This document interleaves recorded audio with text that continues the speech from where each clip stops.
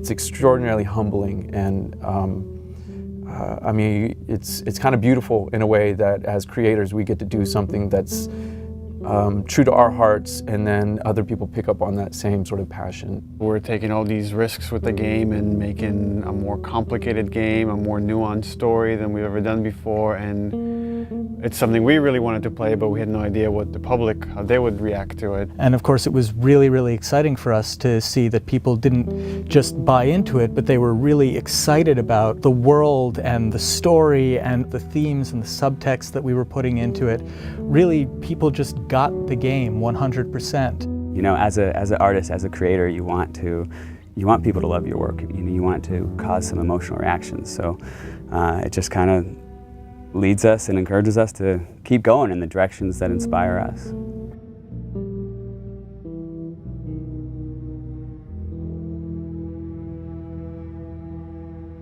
The Last of Us: American Dreams, the graphic novel we released through Dark Horse, co-created by Faith Erin Hicks, the co-writer and amazing artist on that comic book. And it introduces the character of Riley. And in it we get to see kind of Ellie coming out of her shell, and she starts taking on these attributes from Riley, but it's the first day they meet.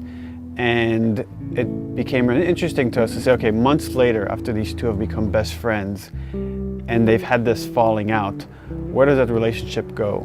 In discussing ideas, it's like, what if we got to play through that kind of relationship? What if we saw that relationship? And it gives us an opportunity to test out various mechanics and storytelling ideas that maybe we couldn't test on the scale of the full game, but doing it in a smaller time frame allows us to try out these ideas and say, okay, that's interesting. How did that work? The comic book was kind of a great way to see a little bit of what Ellie and Riley's relationship was. So when we set out to design the world, we already had a point of reference that there had already been some great work done just in terms of some of the visuals and some of the language between Riley and Ellie. I think we had a sound story pretty early on that we felt was compelling enough to okay, that justifies us moving forward with the idea of single-player DLC. Now you have a team of some burnt out, frazzled people that you're trying to say, like, okay guys, let's go again. Can we do it again? And that's a lot. That's a lot to ask of anybody after 3.5 years of grind. We kind of right away knew we wanted to focus on Ellie. We wanted to tell a little bit more about who she was before all this. We also felt like some people were wondering what happened in that time span between when Joel gets really injured and then you play as Ellie. And I felt like I wanted to meet Riley.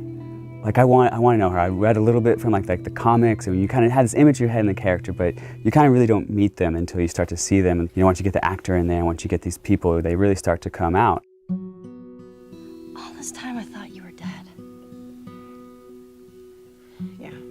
It was interesting sort of this time around to be with someone new. When Yanni came in during casting, I was like, that's totally who I saw in the comic book. That's totally her, that's totally who I heard. You need to cast her.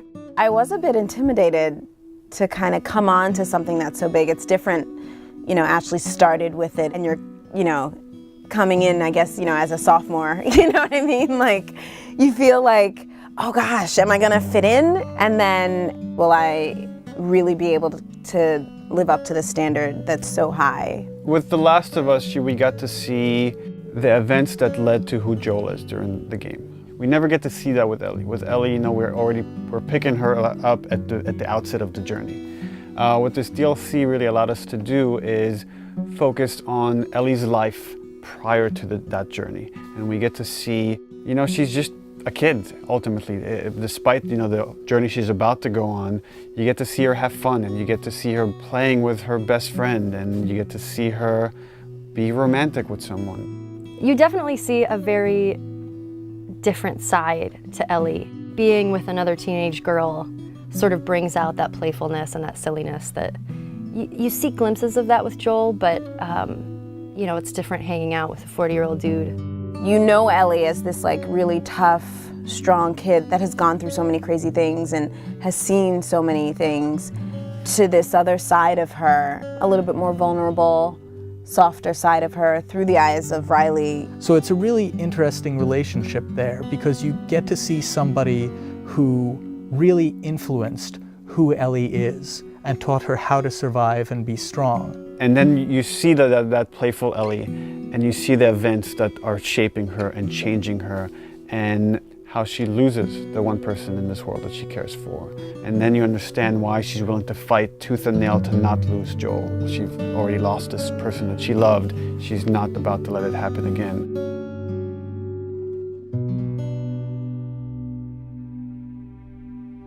There was a lot of gameplay where we kind of challenge ourselves to say, okay, how do we add tension? How do we add core mechanics to two teenage girls that have snuck out of this military dorm and are being playful at the mall?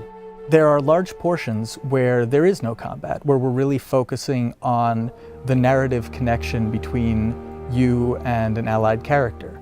What's really important to us is how we parallel the player's emotional experience in the characters and vice versa. We want you to always be feeling the way that the characters are feeling.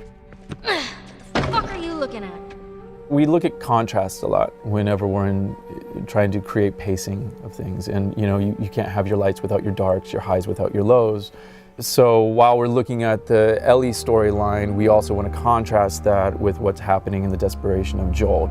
So the combat is kind of an extension of the obstacles, the barriers inside of her way that she needs to overcome. Something new we wanted to do with the combat this time was we introduced David's people, sort of the cannibals in the university. By pulling David's crew into the mall, we also thought it would be intriguing to create some new technology where we had the infected fight the humans. We developed a number of setups, combat setups, during the DLC where the player has the opportunity to pit those two sides against each other. And for us, this was really interesting because this allows you to use one faction as a weapon against the other. Now you're able to use these distractions almost as bait or as lures. So that creates this whole new way to think about a combat space and to think about ways that you move around. But it still drives home that idea that it's a desperate world and you're trying to survive in it.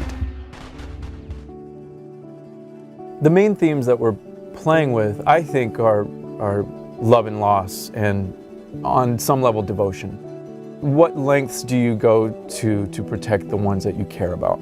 If you never know if you're going to die tomorrow, in the next hour, in the next few minutes, every moment spent with those you love is a moment to cherish.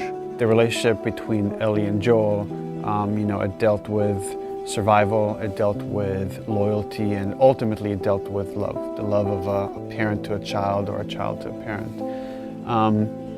The DLC is not that different. In this world, all you really have are your relationships and your friends. I mean, that becomes everything. And I think that's sort of reiterated in the DLC. One of the great things about Last of Us was how much people related to Ellie and enjoyed Ellie and saw her as this strong character. And here we'll get to see how her time with Riley has become that and something that propelled her to be able to go on this journey with Joel.